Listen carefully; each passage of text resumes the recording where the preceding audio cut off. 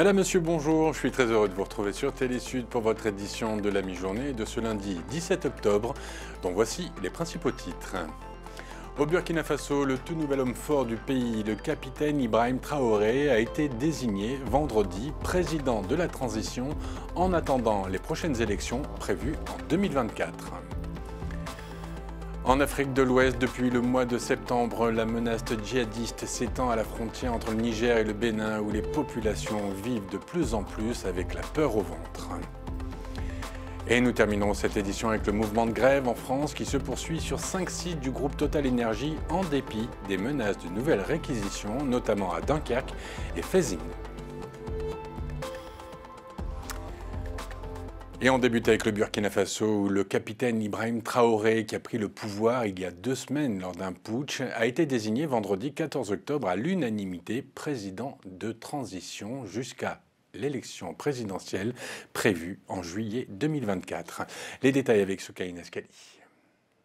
Premier déplacement en tant que président de la transition. Dimanche, le nouvel homme fort du Burkina Faso, le capitaine Ibrahim Traoré, s'est rendu au 35e anniversaire de la mort de Thomas Sankara. Une première sortie très scrutée. Pour nous, c'est un engagement, c'est un signe fort au sommet de l'État, à travers le capitaine Ibrahim Traoré, que la transition devrait pouvoir se mener dans les aspirations du président Thomas Sankara, c'est-à-dire rester en phase avec les aspirations du peuple. 2 jours plus tôt, Ibrahim Traoré est officiellement devenu le nouveau président de la transition à l'issue des assises nationales, un pouvoir qu'il devra remettre en 2024 après les élections présidentielles. Nous sommes satisfaits des travaux et nous lançons un appel à l'ensemble des populations du Burkina Faso de soutenir fortement et fermement cette transition pour que dans les 21 mois, nous puissions aboutir aux résultats. Vendredi, ces assises nationales qui réunissaient des représentants de l'armée, de la police, des organisations coutumières et religieuses, des déplacés internes, ont donc adopté une charte de transition. Elle maintient un gouvernement de 25 membres et une assemblée législative de 71 membres. En tête de liste, 2 priorités. Vous auriez remarqué que les objectifs de la transition ont été recentrés sur la lutte pour la sécurité, pour recouvrir l'intégrité du territoire et remettre les populations déplacées dans leur localité. Le capitaine Ibrahim Traoré a assuré que Ouagadougou continuerait à respecter les engagements pris sous le lieutenant-colonel Damiba vis-à-vis de la CEDEAO. Et on reste au Burkina où au moins 3 soldats et 8 supplétifs civils de l'armée ont été tués samedi 15 octobre lors d'une attaque attribuée à des djihadistes dans le nord du pays. Alors qu'il est, malgré les annonces des gouvernements successifs, 40% du territoire échappe au contrôle de l'État, notamment du côté des frontières avec le Mali et le Niger. Et le Niger, justement, sa frontière avec le Bénin devient une source d'inquiétude pour les populations qui vivent dans cette zone qui, jusqu'à présent, était à l'abri des djihadistes, jusqu'à ce qu'ils attaquent un poste de la douane de Malanville, la ville béninoise la plus proche du Niger. Explication Valentine Exantus. Nous vivons avec la peur parce que le mal qui arrive à votre voisin vous affecte forcément. Nous voulons que les autorités anticipent avant que cela n'arrive chez nous. Maman Sani Aruna est nigérien. Cet habitant de Gaïa, une ville à la frontière entre le Niger et le Bénin, ne cache pas ses inquiétudes face à la menace djihadiste grandissante. Jusqu'ici, sa ville était plus ou moins épargnée par les attaques. Mais depuis que les hommes armés ont mené leur première attaque à Malanville, la ville béninoise la plus proche du Niger, la menace terroriste semble se rapprocher de plus en plus de cette partie du Niger. Le défi sécuritaire est là. Mais jusqu'ici, Dieu merci, on dort bien, on se réveille bien. C'est une menace, elle est réelle, nous nous en tenons compte. Et nous avons exprimé ça aux plus hautes autorités du Niger. Et des dispositions sont prises pour que le département de Gaïa soit épargné. Afin de lutter contre l'éventuelle dégradation de la sécurité dans cette zone, les pays voisins tentent de coopérer main dans la main.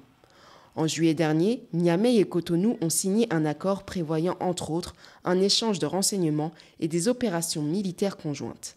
Face à la pression djihadiste qui s'intensifie, le président du Niger veut se montrer vigilant. Le Bénin est un partenaire stratégique pour le Niger c'est un partenaire commercial important et quand nous savons les agissements de ces forces et leur velléité d'ouvrir des fronts de l'autre côté, nous sommes sommés, nous aussi, de prévenir des événements de ce genre. Alors que les habitants vivant entre le Niger et le Bénin s'inquiètent, Mohamed Bazoum, le chef de l'État nigérien, cherche à rassurer. Il promet de créer un bataillon militaire à Gaïa, doté de tous les moyens. Le but, surveiller les 266 km de frontières que partagent le Niger et le Bénin. En Éthiopie, dans une déclaration publiée hier en fin de journée, le gouvernement régional du Tigré a déclaré qu'il saluait les appels du président de la Commission de l'Union africaine, Moussa Faki Mahamat, des appels auxquels ils ont répondu favorablement en se disant prêts à une cessation immédiate des hostilités. En Ouganda, où vous le savez, le pays fait face à une nouvelle épidémie d'Ebola, le président Museveni a ordonné ce samedi des mesures pour lutter contre de nouveaux cas en imposant aux districts de Mubende et Kassanda des confinements, des couvre-feux et des interdictions de déplacement. Notez que selon le ministère de la Santé, Ebola a déjà causé la mort de 19 personnes avec toujours 58 cas confirmés depuis le signalement du premier malade le 20 septembre dernier. On écoute le président ougandais. Je suis revenu pour la 3e fois pour vous parler de l'épidémie d'Ebola qui sévit dans les districts de Mubende, Kiegegwa, Kassanda, Kadagi et Bunyangabu. Les déplacements à l'intérieur et à l'extérieur des districts de Mubende et de Kassanda sont interdits. Il y aura un couvre-feu dans les districts de Mubende et Kassanda à partir de 19 h jusqu'à 6 h du matin. Nous avons maintenant un total de 58 cas confirmés et 19 décès. En Angola, le président João Lourenço a prononcé son premier discours devant l'Assemblée nationale depuis sa réélection. Un discours dans lequel il a rappelé une de ses promesses de campagne, à savoir qu'il ferait tout ce qui est en son pouvoir pour donner à la population des meilleures conditions de vie. On l'écoute. Notre pays a été confronté à des problèmes privés complexes dans notre mode de vie et pour cette raison, l'exécutif va s'efforcer de terminer les projets de programme en cours pour le bien des Angolais. Je consacrerai toute ma force et mon attention à la recherche des meilleures conditions pour la population. Les principaux problèmes du pays, tels que nous le savons, tout au cours des 5 dernières années, notre pays a connu d'énormes turbulences, dont 2 crises qui ont créé des difficultés dans la vie de toutes les familles, entreprises et institutions de l'État. Deuxième nuit d'affrontement entre manifestants et forces de l'ordre en Tunisie. Le directeur de l'information de Joliba TV convoqué au Mali et Ousmane Sonko qui lance au Sénégal son réseau d'élus locaux. C'est le reste de l'actualité. En Tunisie, 2 quartiers de la capitale tunisienne ont été le théâtre de violents affrontements et d'échauffourées entre des centaines de manifestants et agents de sécurité. Les manifestations ont coïncidé avec les funérailles d'un jeune homme décédé des suites de blessures au cou et au dos après son admission en réanimation dans un hôpital de la capitale il y a environ 3 semaines. Les manifestants ont accusé la police d'être responsable de la mort du jeune homme. Une patrouille sécuritaire aurait ouvert le feu sur la victime, mais l'information n'a pas été confirmée par les autorités.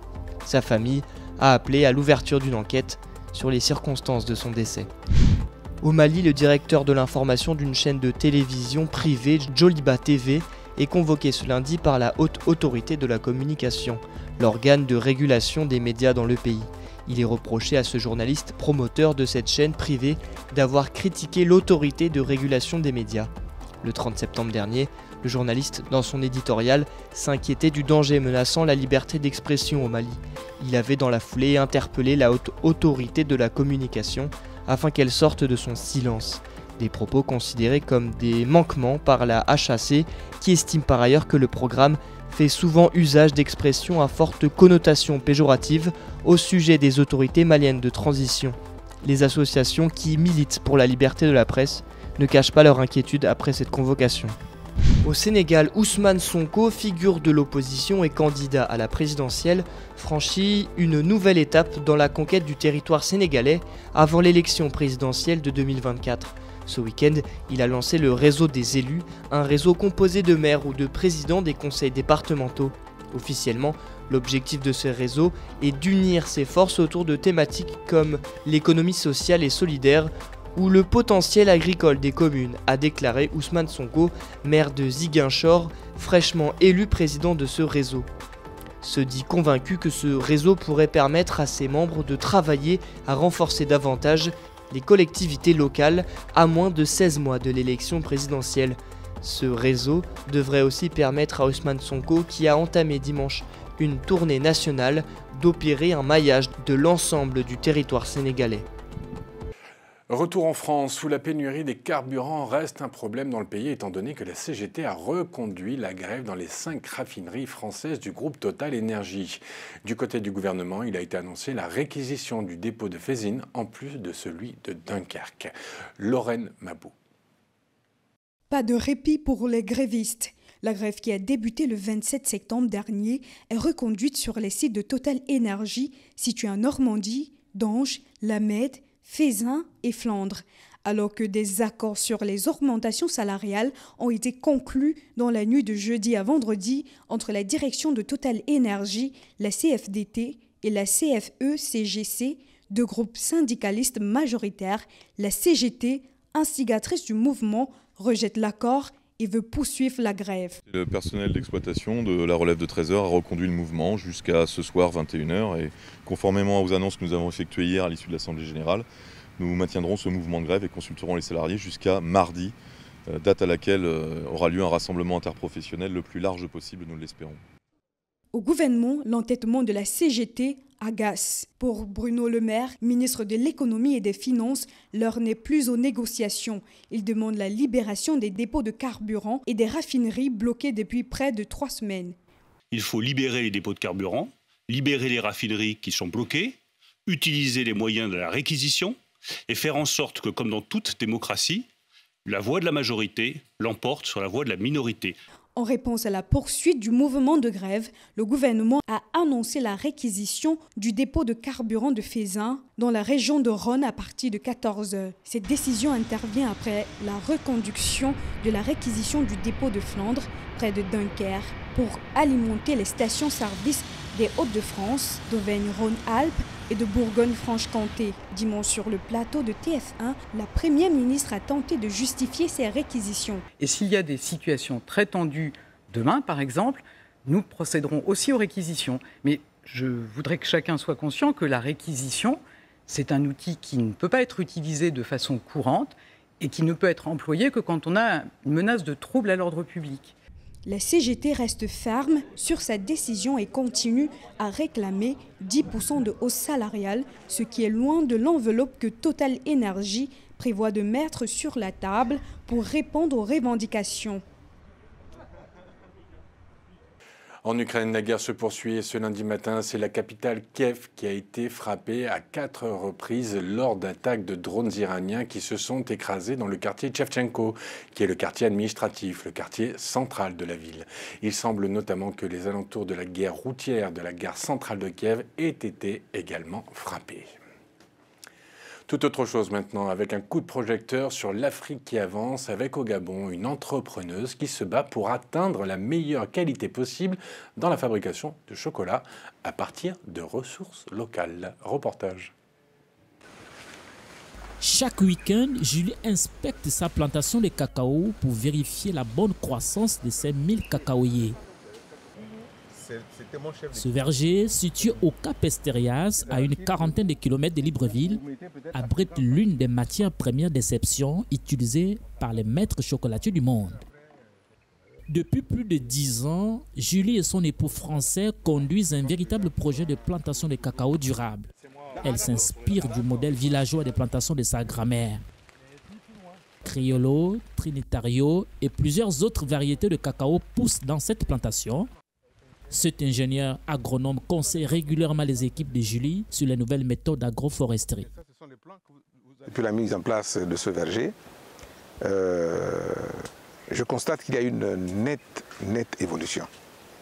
Parce qu'avec un objectif de 3 hectares au départ, nous sommes aujourd'hui à 5 hectares de cacaoyers plantés et qui sont en production. Avec l'ambition de produire jusqu'à 10 tonnes de fèves par an, l'arrivée de cet ingénieur donne désormais de rêves de grandeur à Hervé, l'époux de Julie. Je crois qu'on va poursuivre ce travail-là de conseil parce que nous ne maîtrisons pas tout. C'est vraiment une expertise pointue comme la ciel dont nous avons besoin pour poursuivre le projet de développement et de croissance de la chocolaterie et des plantations de Julie. C'est dans cette chocolaterie située en centre-ville où sont transformées les fèves issues de sa plantation ou achetées auprès de la caisse cacao. En 10 ans, Julie a réussi à détrôner les multinationales qui proposent sur le marché local des tablettes, véritable chasse gardée des industriels comme le français Barry. Sa marque, les chocolats gabonais de Julie, c'est plus de 20 saveurs fraîches. À force de travail, les chocolats gabonais de Julie sont devenus emblématiques dans un pays où on fait de bonnes fèves, mais pas de chocolat. Hervé est une aide précieuse dans cette aventure. Nous avons la chance ici au Gabon, qui est un pays béni au niveau des matières premières, que ce soit dans le sous-sol ou au niveau forêt, produits du terroir en forêt et agriculture. Donc tout est là. Donc en fait, il faut encore une fois fédérer tout ça, rassembler tout ça. Aujourd'hui, Julie est considérée dans son pays comme une véritable pionnière dans le secteur de la transformation artisanale du chocolat. Son savoir-faire a déjà été récompensé sur la scène internationale. En 2015, la chocolatière s'était vue décerner en Italie Hero Chocolate Awards, une distinction attribuée chaque année aux chocolatiers du monde. Et si vous voulez en savoir un petit peu plus sur les chocolats de Julie, vous pourrez découvrir dans son intégralité ce sujet sur Télésud dans Business Africa. Allez, il est l'heure pour nous de retrouver Mathieu Nicolas pour notre page sport du lundi.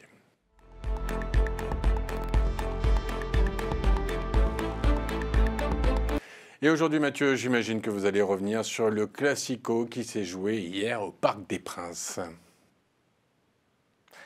Bonjour Laurent, tout à fait, soirée réussie pour le Paris Saint-Germain. Hier soir, les Parisiens se sont offerts une bouffée d'oxygène en dominant son grand rival marseillais au Parc des Princes. Il n'a suffi que d'un but signé Neymar pour battre l'OM, servi par Mbappé. Le Brésilien inscrit son 9e but en championnat et rejoint le Lillois Jonathan David en tête du classement des meilleurs artificiers de Ligue 1. Paris est toujours invaincu dans toutes les compétitions confondues et reste ainsi seul en tête du classement. L'OM est à 6 longueurs derrière. On écoute quelques réactions en fin de match. Bien sûr, on les repousse un peu plus loin. On reprend notre première place seul, vu que Lorient avait fait match nul et c'était revenu à égalité. Donc on est très content de pouvoir mener la danse dans le championnat pour l'instant. On va essayer de continuer comme ça, bien récupérer pour gagner le match vendredi prochain. Il faut s'adapter. Le coach il a décidé de jouer comme ça. Il nous a expliqué, on a travaillé la semaine et on joue comme ça. Ouais, on est déçus, mais c'est la réalité du foot. On est venu ici pour gagner. Mais dommage, on a pris beaucoup d'occasions en première mi-temps. Il fallait au marque, mais c'est un manque d'expérience. C'est dommage. Mais le plus important pour les joueurs de la capitale était surtout d'éloigner les mauvaises ondes après une avalanche de révélations embarrassantes durant les derniers jours, notamment sur Mbappé et une possible envie de départ de l'attaquant. Mais ce dernier a justement hier révélé, je cite, « Je n'ai jamais demandé mon départ en janvier. Je ne suis impliqué ni de près ni de loin dans cette information. Je ne l'ai pas comprise. J'étais autant choqué que tout le monde. » À suivre. On continue avec cette édition 100% football. Décidément, ce week-end, il y a eu un autre classico, le vrai classico. Le FC Barcelone n'a rien pu faire sur la pelouse du Real de Madrid. Défaite 3-1 avec le but d'un certain Karim Benzema qu'on retrouvera évidemment ce soir à la cérémonie du Ballon d'Or. Le Français s'apprête à devenir le 5e Français à dégoter le Ballon d'Or. Il est vraiment fort, ce Nueve. Partons en Afrique pour terminer cette édition, à présent au Sierra Leone plus précisément, où la première ligue professionnelle de football féminin a débuté avec un match dans la ville de Makeni, au nord du pays, entre les MENA Queens et les Kaunla Queens. Une rencontre qui a donné le coup d'envoi d'une saison de 6 mois, au cours de laquelle 12 clubs de tout le pays s'affronteront. Vous pouvez le voir sur les images, le public était au rendez-vous pour ce moment historique du football féminin en Afrique. C'est tout pour aujourd'hui, on se retrouve la semaine prochaine pour d'autres informations sportives. À vous Laurent. Merci Mathieu. Allez, on termine cette édition avec la découverte en Irak d'un parc archéologique composé de sculptures vieilles de 2700 ans, c'est-à-dire de l'époque des Assyriens. Parmi les 13 bas-reliefs monumentaux sculptés dans la roche, on peut découvrir notamment des rois en train de prier les dieux. Notez que l'Irak est le berceau des civilisations auxquelles l'humanité doit l'écriture et les premières villes.